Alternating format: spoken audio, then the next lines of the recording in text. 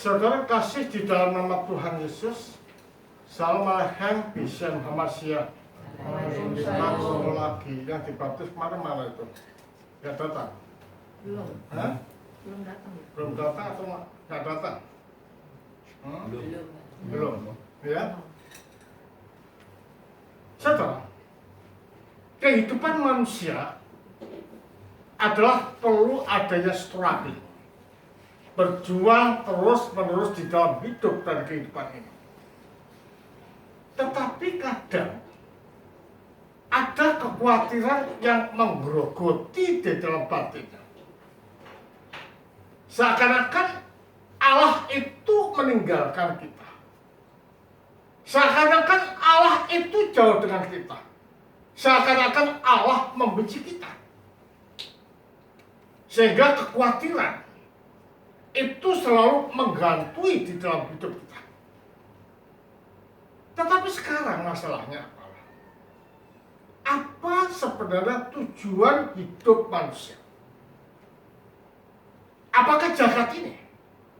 Apakah dunia ini? Apakah harta ini? Sama sekali tidak. Allah tidak menginginkan manusia mencari sesuatu yang bersifat semu dan akan kita tinggalkan ketika roh itu meninggalkan tubuh. Tetapi Allah itu menginginkan kalbu kita penuh dengan kesucian, penuh dengan kesempurnaan, penuh dengan nama Allah. Makanya dikatakan di dalam Matius tadi bahwa carilah kerajaan Allah dahulu. Ya, kumpulkan harta di surga. Nah, harta di surga itu apa? Ya, harta di surga itu adalah sesuatu yang terkait dengan batin, dengan kalbu, dengan hati yang terdalam. Kalbu yang suci, kalbu yang murni, kalbu yang sempurna. Itu adalah merupakan suatu landasan bagi kita untuk mencapai kebahagiaan kekal, abadi dan sempurna. Nah, ini kadang-kadang yang dilupakan oleh banyak orang, ya, yang dilupakan oleh banyak orang. Karena dikatakan di dalam Matius 6 ayat 19 tadi demikian. Janganlah kamu mengumpulkan harta di bumi ngengat dan karat merusakkannya dan pencuri membongkar serta mencurinya. Ya, jadi dilarang untuk orang tamak terhadap apa yang ada di jagat ini. Tetapi yang dipentingkan adalah harta surgawi. Nah, permasalahannya adalah, apakah kalau demikian orang Kristen tidak boleh kaya? Orang Kristen tidak boleh bekerja dan mencari sesuatu yang dapat mencukupi hidupnya.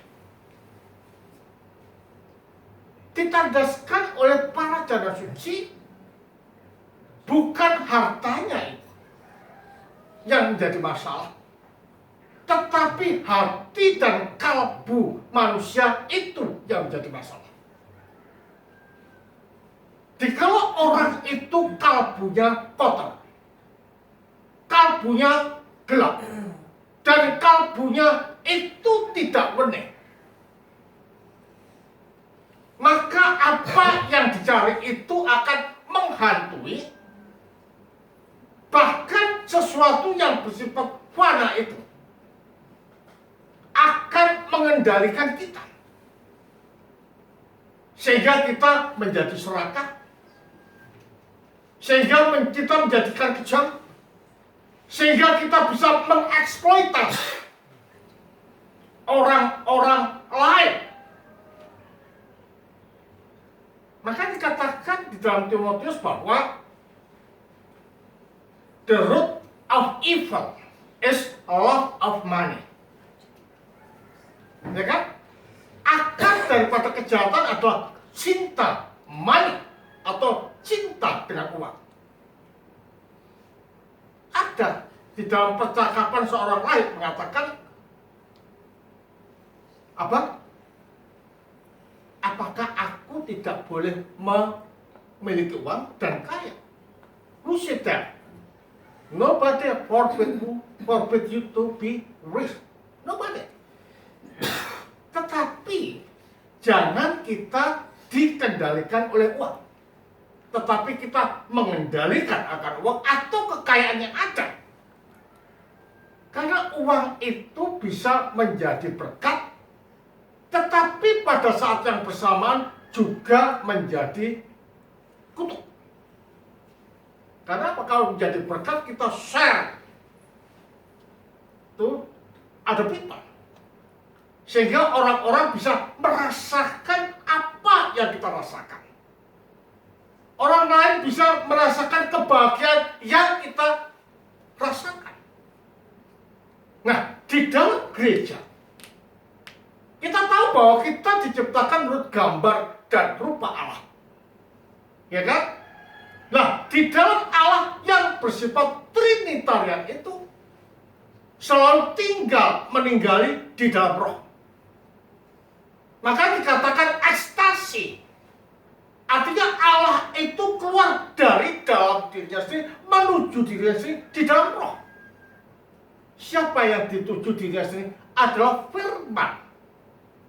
Jadi dari kekal sampai kekal Allah itu selalu memandang diri di dalam roh. Sehingga firman itu dikatakan sebagai cermin daripada Bapa. Makanya barang siapa yang melihat aku, melihat Bapa. Ya kan? Barang siapa yang mengenal aku, mengenal Bapa. Jadi ada pantul memantul. Berarti kalau demikian, di dalam Allah itu saling melengkapi dan saling berbagi dalam kasih Roh Kudus. Nah, manusia dikatakan sebagai gambar Allah. Berarti kalau demikian manusia itu adalah memantulkan apa yang di dalam Allah yang bersifat Tritunggal. Nah, manusia selalu keluar dari dalam diri sendiri menuju dalam dirinya sendiri di dalam roh. Dirinya sendiri siapa yang dituju? Manusia yang lain. Karena apa manusia yang lain dikatakan dirinya sendiri? Karena satu esensi di dalam kemanusiaan. Apalagi juga Matius si miskin dari Alexandria pernah mengatakan bahwa barang siapa yang tidak bisa mengasihi saudaranya, maka orang itu tidak lengkap jadi manusia. Jadi untuk dapat dikatakan lengkap jadi manusia itu harus berbagi. Manusia itu harus memperhatikan yang lain. Manusia itu harus merasakan penderitaan orang lain seperti penderitaan kita sendiri. Ya, Ibrahim dari Suria juga mengatakan, ketika ada seorang yang ada di bawahnya, bagaimana cara mengasihi orang lain? Kamu lihat anakku di depan itu, ada apa? Ada baskom apa? Ada apa lagi? Ada air. Tolong air itu masukkan dalam baskom. Pergilah muridnya tadi. Diambil baskom dan air, dituangkan airnya di baskom.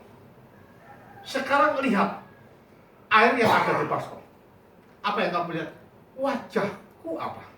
Nah, kalau kamu ingin mengasihi orang lain, maka kamu harus melihat wajah orang lain seperti wajahmu sendiri.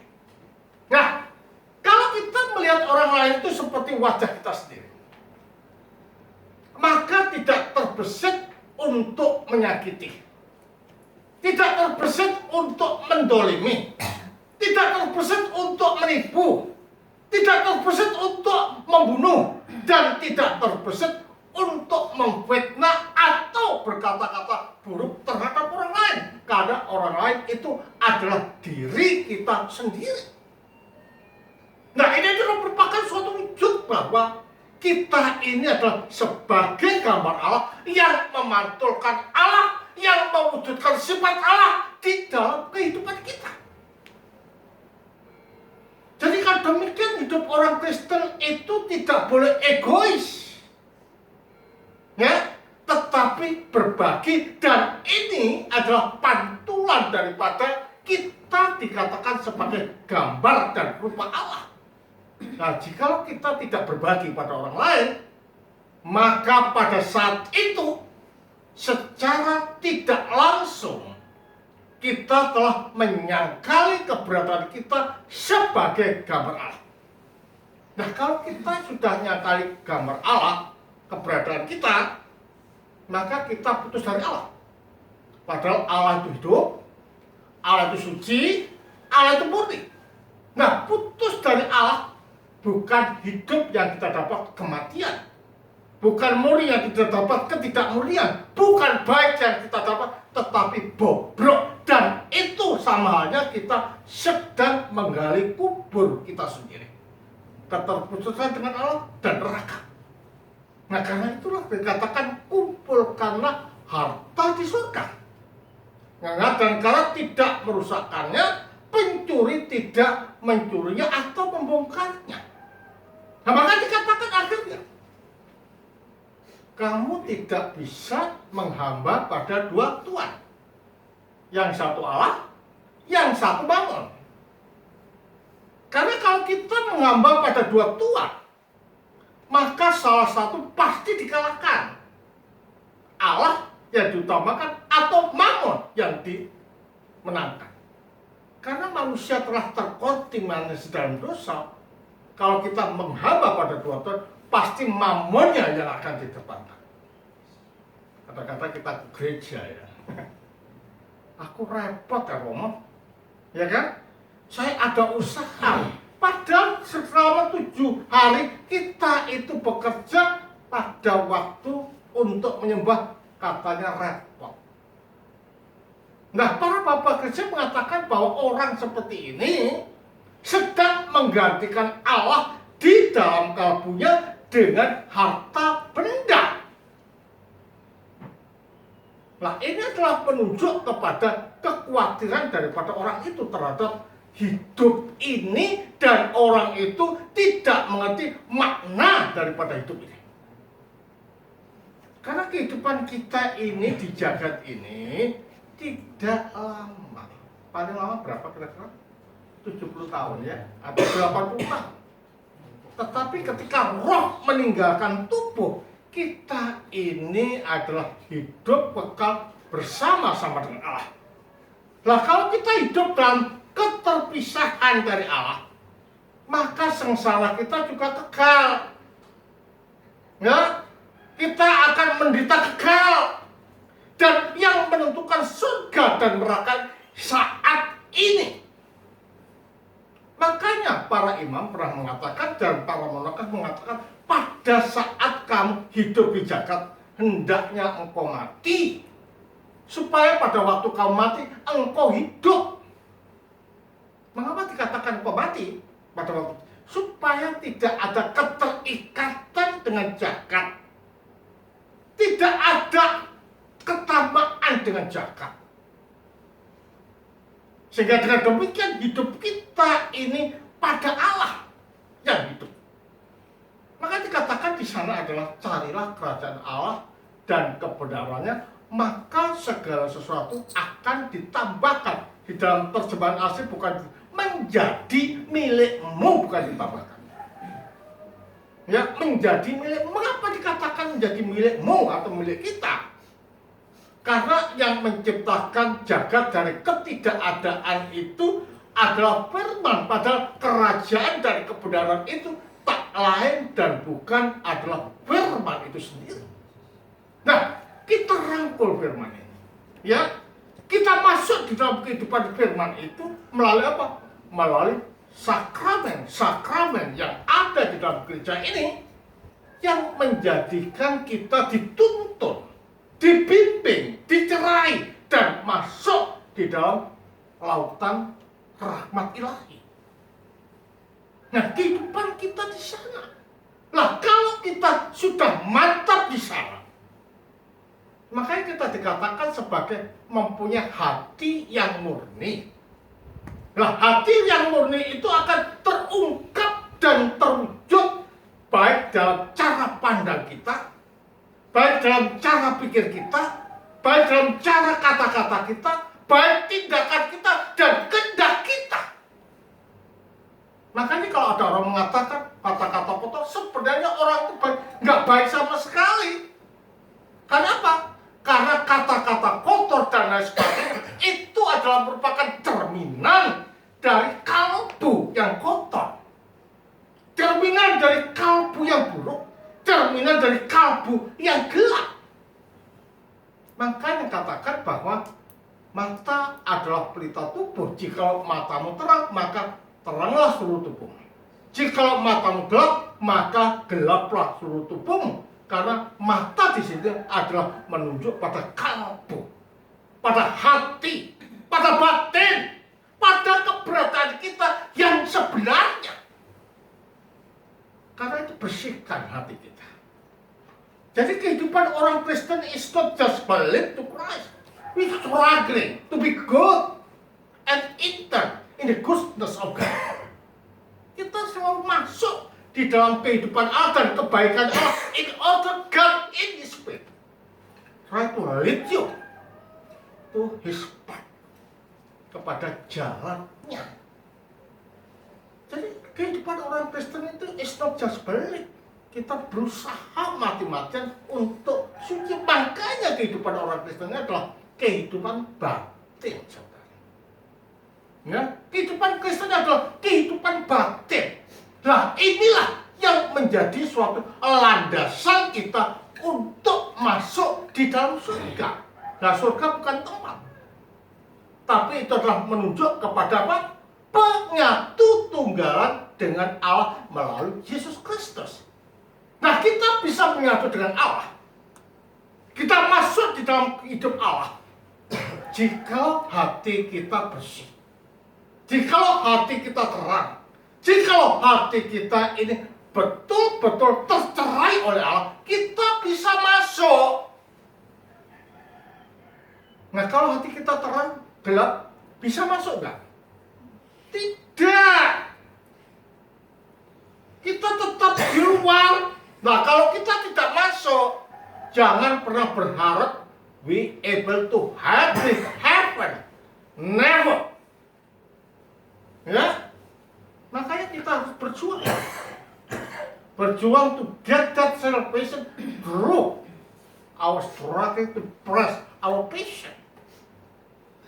Jadi untuk menekan nafsu-nafsu kita ini supaya dapat mencapai kesucian. Makanya Yesus pernah mengatakan bahwa ketika kita berbicara gambar dan rupa, kita mempunyai pengertian bahwa kita mempunyai potensi. Potensi apa? Potensi untuk mencapai teosis. Ketika kita berbicara tentang rupa dan gambar, kita sedang berbicara tentang kualitas hidup. Ya suci, ya murni, ya sempurna, tahan, setia kepada Allah. Nah, kalau seperti ini saudara, di dalam hidup kita bersih, kita tidak takut apa yang kita makan, tidak takut apa yang kita pakai, tidak takut apa yang kita punya, kita tidak takut. Karena apa? We believe that God in front of us lead us to His way all the time. Jadi selalu menuntut kita kepada jalan terus menerus. Lah, kalau Allah yang nuntut dalam kehidupan kita, maka kita tidak takut. Burung itu tidak menanam, tidak tetapi dia bisa makan, bisa berpakaian dan lain sebagainya. Kita ini lebih dari burung. Ya? Karena apa? Kita ini adalah gambar dan rupa Allah. Karena itu be strong as Christian. Be strong as the Son of God. In front of Him, don't afraid with us. Tapi kita harus berjuang terus di hadapan Allah untuk mencapai kesucian. Karena goal kita, ya, tujuan hidup kita bukan dunia ini, tetapi dunia yang akan datang, hidup bersama-sama dengan Allah. Makanya gereja ini harus bisa menjadi gereja yang sharing, tidak egois, tetapi betul-betul saling memperhatikan satu sama lain, karena kita satu esensi di dalam kemanusiaan. Jangan khawatir tentang hidup, tetapi khawatirlah akan hidup kita yang borok ini, supaya kita lebih suci di hadapan Allah, dan Allah berkenan untuk memberkati kita. Kemuliaan bagi Sang Bapa, Sang Putra, Sang Roh Kudus. Tuhan memberkati kita.